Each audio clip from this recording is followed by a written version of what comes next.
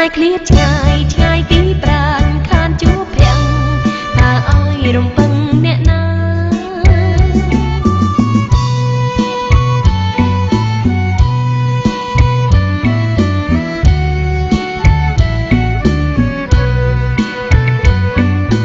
បងមិនបំភ្លេចអូនទេបងឃ្លានពីស្នេហ៍ចាំងចិនដា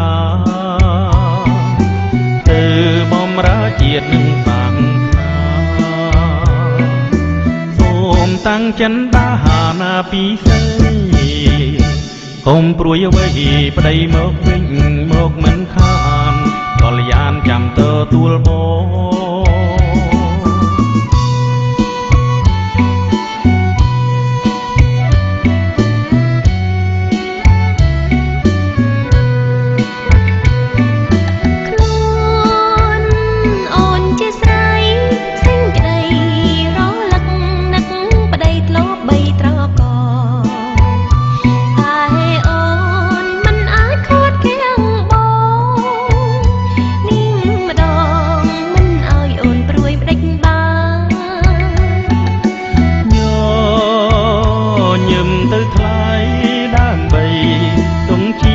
រាំងស្មីក្តីសុខ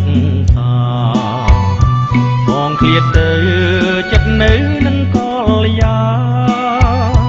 លេងមិនបានទេអូ